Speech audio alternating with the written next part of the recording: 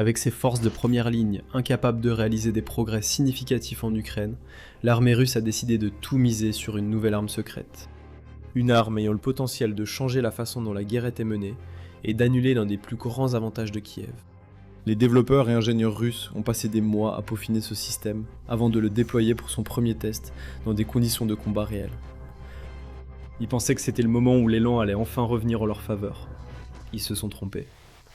L'arme secrète de la Russie a échoué en quelques minutes, obligeant à nouveau les commandants du Kremlin à revoir leur copie. L'arme en question est connue sous le nom d'Arena M. Ce n'est ni un missile ni un drone, mais un système de protection active, ou APS. Comme son nom l'indique, un APS est un système conçu pour empêcher activement les dommages aux véhicules militaires, comme les chars et les véhicules blindés d'infanterie, causés par des armes telles que les roquettes et les missiles. Des exemples célèbres incluent le système Trophy d'Israël et le Quick Kill APS des États-Unis. La Russie a développé et utilisé plusieurs systèmes de protection active au fil des ans, y compris l'Arena, qui a été initialement conçu au début des années 1990 pour contrer des menaces telles que les grenades propulsées par fusée et les missiles anti-chars. En 2026, cependant, la plus grande menace pour les blindés russes n'est pas les roquettes, mais les drones. L'Ukraine a développé l'une des plus grandes et des plus puissantes flottes de véhicules aériens sans pilote, UAV, au monde, disposant d'une gamme incroyablement diversifiée de drones pour mener des frappes de précision contre son ennemi. Et elle a utilisé ces drones avec une efficacité remarquable, détruisant des milliers et des milliers de moyens russes de grande valeur. Des chars et véhicules de combat blindés, au transport de troupes blindées, véhicules du génie, postes de commandement, pièces d'artillerie, radars, lance-roquettes et bien plus encore. Au fur et à mesure que la guerre progressait, les drones ukrainiens sont devenus si efficaces sur les lignes de front que les commandants russes ont complètement changé leur tactique. Au départ, ils comptaient beaucoup sur leur avantage en blindés, envoyant d'importantes colonnes de véhicules blindés et des groupes d'assaut mécanisés dans les villes et les localités, misant sur la masse de métal et la puissance de feu pour percer les lignes défensives ukrainiennes. Mais à mesure que les opérateurs de drones ukrainiens ont commencé à détruire char après char et véhicule après véhicule, le Kremlin a compris qu'il ne pouvait tout simplement pas continuer à sacrifier ses blindés aussi facilement. Ainsi, la Russie a commencé à utiliser les chars et les véhicules blindés moins fréquemment, comptant plutôt sur de petits groupes d'assaut composés de soldats qui étaient forcés d'avancer à pied en territoire ennemi, ou à bord de véhicules civils simples, comme des motos tout-terrain et des SUV. Cela a considérablement facilité la vie de l'Ukraine, car différentes unités et bataillons pouvaient se retrancher et défendre leur position plus efficacement, sans avoir à s'inquiéter de l'arrivée de dizaines de chars. Pendant ce temps, les ingénieurs militaires du Kremlin se sont mis au travail pour rendre leurs véhicules blindés plus résistants aux frappes de drones ukrainiens. C'est là qu'intervient l'Arena M. Nouvelle version améliorée du système APS Arena, les responsables russes affirment que l'Arena M peut intercepter efficacement des munitions venant de n'importe quel endroit. Il y parvient en s'appuyant sur un radar Doppler multifonction qui balaie la zone environnante à la recherche de tout objet rapide en approche, comme des missiles anti-chars ou des RPG. Lorsqu'une menace est détectée, l'ordinateur de bord de l'Arena M mesure automatiquement sa vitesse, sa direction et sa trajectoire de vol prévue. Ensuite, avant que le projectile n'atteigne sa cible, l'Arena M tire sa propre charge explosive protectrice dans sa direction, projetant une gerbe d'éclats métalliques sur la trajectoire du projectile afin de le faire exploser en plein vol ou de le désintégrer avant qu'il n'atteigne le véhicule. A l'origine, puisque ce système était conçu pour identifier et agir contre des cibles se déplaçant rapidement, il n'était pas considéré comme efficace contre les drones, qui se déplacent beaucoup plus lentement que les missiles et les roquettes. Mais avec la menace croissante que représentent les drones, la Russie a décidé d'améliorer l'Arena M pour pouvoir les neutraliser. Et en juillet 2026, après des mois de travail, des sources russes ont commencé à annoncer que les chars de combat principaux T-72B et T-72B3A étaient désormais équipés de la dernière version du système Arena M APS, se préparaient à soutenir les assauts de première ligne contre les positions ukrainiennes. Les rapports affirmaient également que l'Arena M était désormais capable d'intercepter non seulement les missiles et obus anti-chars, mais aussi les drones FPV. Cela avait le potentiel de tout changer. Si la Russie avait réellement trouvé un moyen de rendre ses chars et véhicules blindés pratiquement invulnérables aux drones, l'intensité de ces assauts pourrait se multiplier du jour au lendemain. Le Kremlin n'aurait plus besoin d'être aussi prudent et conservateur avec ses moyens blindés. Tout à coup, l'Ukraine pourrait se retrouver face à d'immenses colonnes de chars, prête à ouvrir des brèches dans ses lignes défensives et à réduire ses fortifications en ruine, sans disposer d'un moyen efficace ou fiable pour les contrer. La Russie, quant à elle, pourrait redoubler d'efforts, profitant des mois d'été chauds pour lancer une nouvelle offensive audacieuse dans des zones clés le long du front, et, potentiellement, s'emparer de territoires stratégiques qui lui permettraient d'avancer et de réaliser des gains plus importants. Même si des milliers de ces chars et véhicules blindés ont déjà été détruits, la Russie possède encore l'une des plus grandes armées de chars au monde, grâce à ses vastes stocks de systèmes datant de l'époque soviétique. Et même si beaucoup de ces systèmes datent de plusieurs décennies et présentent divers défauts par rapport aux chars plus modernes, ils sont loin d'être inutiles. Ils disposent toujours de canons extrêmement puissants, capables de détruire des véhicules, des structures et des soldats sur leur... Sur le champ de bataille, l'information, c'est le pouvoir. Mais une bataille reste invisible. Chaque jour, des courtiers en données collectent, regroupent et vendent vos données personnelles sans votre connaissance ni votre consentement. Notre sponsor du jour, Incogni, vous aide à effacer ces données de centaines de bases de données en seulement quelques clics. Vos données personnelles et familiales, comme adresse et téléphone, pourraient être en ligne sans que vous le sachiez. Cela peut entraîner des appels indésirables, des arnaques et des vols d'identité. C'est dangereux pour vous et votre famille. C'est pourquoi j'utilise Incogni. Incogni trouve automatiquement où vos informations personnelles sont exposées et envoie des demandes de suppression en votre nom. Ils ne peuvent pas vous nuire s'ils ne peuvent pas vous trouver. Et avec le forfait illimité, vous pouvez aller encore plus loin. Collez simplement le lien d'un site exposant vos données. Et les experts en confidentialité d'Incogni prendront en charge les suppressions personnalisées. Commencer ne prend que quelques minutes, et après une autorisation unique, Incogni s'occupe du plus gros du travail pour vous. Reprenez le contrôle de votre vie privée dès aujourd'hui.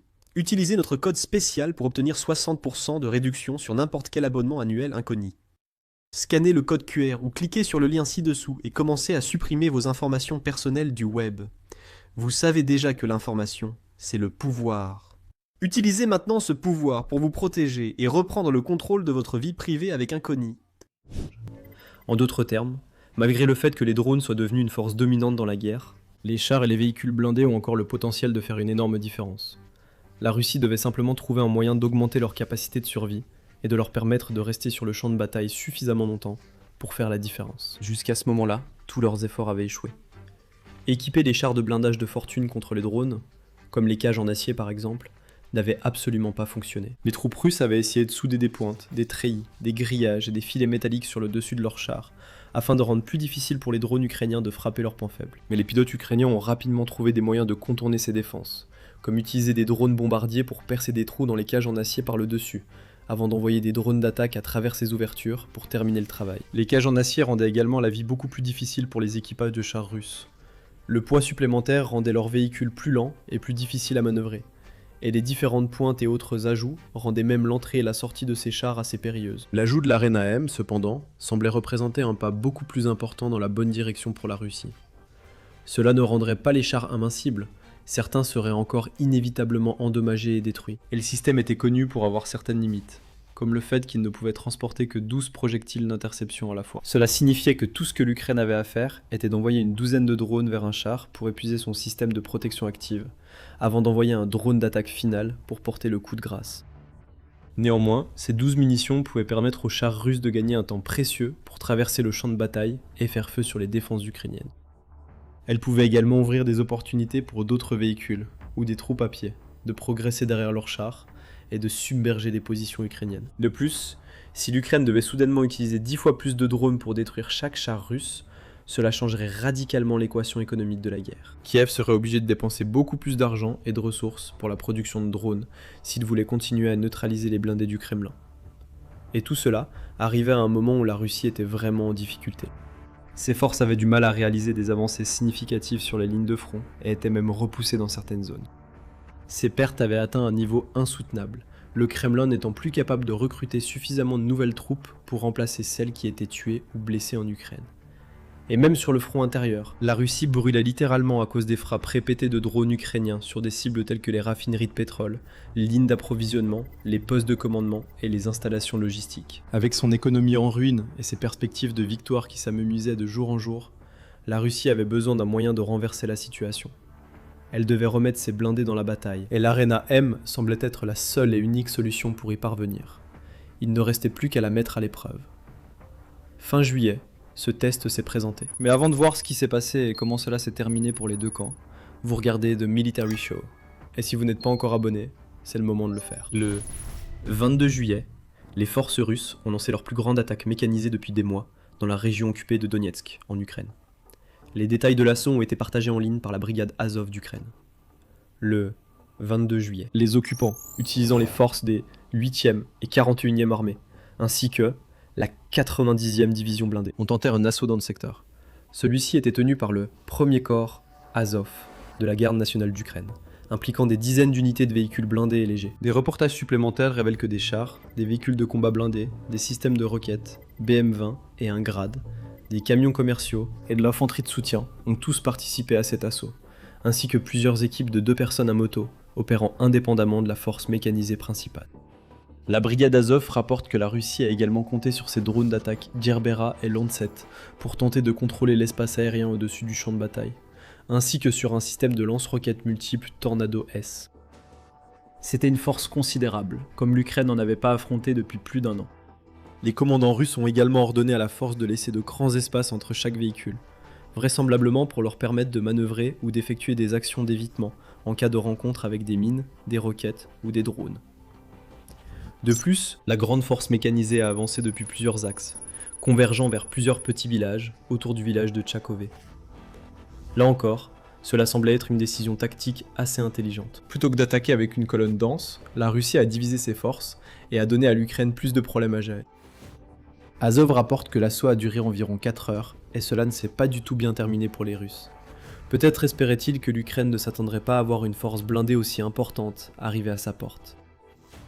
Peut-être pensait-il qu'après tant de mois à affronter de petits groupes d'assaut, les défenseurs ukrainiens auraient oublié comment faire face aux chars et aux véhicules blindés. Il comptait aussi sur l'Arena M pour faire la différence, l'arme secrète à laquelle l'Ukraine n'aurait aucune réponse. Tous ces espoirs se sont révélés infondés et se sont effondrés en quelques minutes. Cette partie du front est particulièrement bien défendue, et l'armée ukrainienne n'a pas l'habitude de laisser les choses au hasard, ou simplement d'espérer que tout se passe bien. Elle prend de nombreuses mesures actives pour défendre son territoire précieux, et se préparer à toute éventualité, et elle était plus que prête à repousser l'assaut russe. Dès que les drones de reconnaissance ukrainiens ont détecté la force ennemie en progression, un plan de riposte rapide a été mis en œuvre. Azov rapporte que ses propres troupes, ainsi que les unités rattachées, ont prédit les itinéraires que prendraient les Russes et les ont bloqués. Ils ont installé des mines et des obstacles, utilisant également des frappes d'aviation tactique pour endommager les ponts proches sur la rivière qui entoure et traverse le village de Tchakové, perturbant ainsi l'avancée de l'ennemi. Face à l'absence de voie claire pour progresser, les Russes ont tenté de construire des ponts flottants pour créer de nouveaux passages sur la rivière. Ce faisant, cependant, ils n'ont fait qu'offrir à l'Ukraine de nouvelles cibles à viser. En quelques minutes, le ciel au-dessus du champ de bataille s'est rempli de drones FPV et de drones bombardiers lourds, l'Ukraine comptant également sur les unités d'artillerie proches pour faire pleuvoir le feu sur les forces russes. Le système de lance-roquettes multiples Tornado S de la Russie a été anéanti, tandis que des frappes d'aviation tactique ont éliminé les pontons avant qu'ils ne puissent être utilisés. Quant à leurs chars et autres véhicules blindés, beaucoup d'entre eux ont également été détruits, y compris ceux équipés de l'Arena M.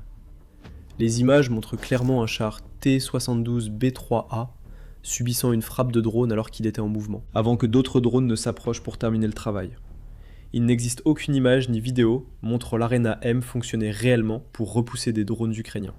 Cela ne veut pas dire que cela n'a pas du tout fonctionné, car il s'agissait apparemment d'un affrontement de 4 heures, et il n'existe que quelques minutes d'images vidéo disponibles. L'Arena M a peut-être réussi à neutraliser quelques drones, mais au final cela n'a clairement pas suffi à garder les chars russes en vie assez longtemps pour que cette attaque réussisse. Les chiffres parlent d'eux-mêmes, Azov rapporte. Grâce aux actions professionnelles de toutes les unités impliquées, sous le commandement du 1er corps Azov de la garde nationale d'Ukraine, en utilisant de l'artillerie à tubes, des systèmes de lance-roquettes multiples et des drones d'attaque, les éléments suivants ont été détruits. 7 chars, 6 véhicules de combat blindés, un lance-roquettes multiple BM-21 Grad, un Tornado S MLRS, 3 unités d'équipement spécial et 47 véhicules légers. 123 occupants ont été éliminés et 29 ont été blessés. L'assaut mécanisé a été repoussé. Le ministère russe de la Défense est resté silencieux au sujet de l'opération, très probablement par honte et embarras face à l'ampleur de son échec. Et même s'il est possible que certaines équipes d'infanterie ou de moto aient réussi à franchir la zone principale d'engagement, cet assaut doit être considéré comme un désastre pour les forces du Kremlin.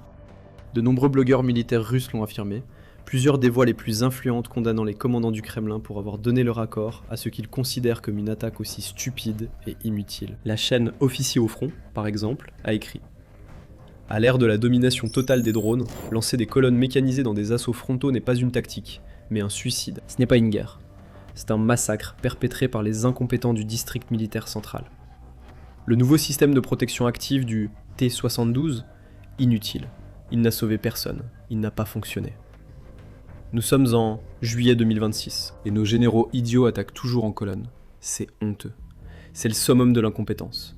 Et les responsables de telles décisions doivent rendre des comptes dans toute la mesure du possible. L'écrivain russe et militant politique Vladimir Koutcherenko, plus connu sous son nom de plume Maxime Kalachnikov, était d'accord. Sur Telegram, Kalachnikov s'est dit choqué que de telles attaques soient encore menées lors de la 5e année de la guerre, alors que tout le monde devrait être conscient de la menace d'une guerre de drones. Il a ensuite exigé que ceux qui donnent les ordres pour de telles attaques soient tenus responsables, affirmant que c'est la seule façon de mettre fin à ce hachoir à viande. Ce ne sont pas les opinions des Russes ordinaires, ce sont les opinions de certains des nationalistes les plus extrêmes du pays. Le genre de personnes qui veulent voir l'armée russe anéantir l'Ukraine telle que nous la connaissons. Et ils sont en grande partie d'accord pour dire que la stratégie actuelle du pays est vouée à l'échec. Et il n'est pas difficile de comprendre pourquoi. En quelques heures, la Russie a perdu de nombreux équipements de grande valeur, et environ 150 soldats, sans réaliser le moindre progrès. Elle a tout misé sur l'Arena M, croyant que ce système ferait la différence. Elle a même retiré les pointes et les cages de ses chars, tellement elle était convaincue que ce nouveau système de protection active amélioré serait largement suffisant pour les protéger. Comme le montrent les faits, ce ne fut pas le cas. Les analystes ont examiné en détail les images du conflit, certains concluant que l'Arena M n'a même pas tiré, d'autres pensant qu'il a réussi à éliminer quelques drones avant d'épuiser ses munitions. Quoi qu'il en soit, la conclusion est claire. Ce système n'est pas l'élément décisif que le Kremlin voudrait qu'il soit.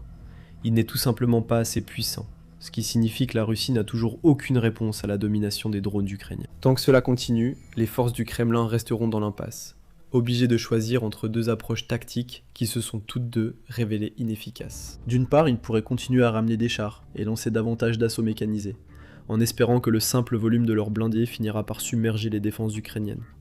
Cependant, il est peu probable que cela se produise, car l'Ukraine a prouvé à de nombreuses reprises que ses drones sont plus que capables de rivaliser avec les meilleurs chars russes.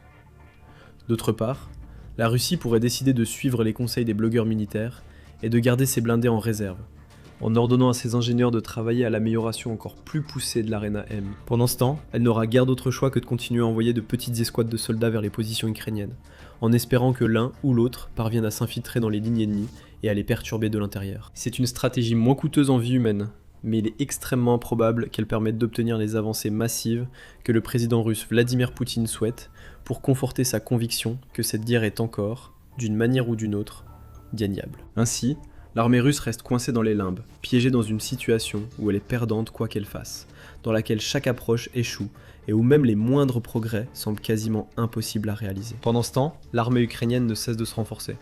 Le pays a récemment nommé un nouveau commandant en chef intrépide, le général de division Mikhailo Drapati, dont vous pouvez en apprendre davantage dans cette vidéo. Ou, pour en savoir plus sur le plan à long terme de Kiev, visant à amener Vladimir Poutine à la table des négociations et à mettre enfin un terme à ce conflit, regardez cette vidéo. Et enfin, pour plus de reportages de dernière minute, d'analyses approfondies et de décryptage détaillé des plus grandes batailles, de l'équipement militaire et des tactiques dans la guerre entre la Russie et l'Ukraine, abonnez-vous dès aujourd'hui à The Military Show.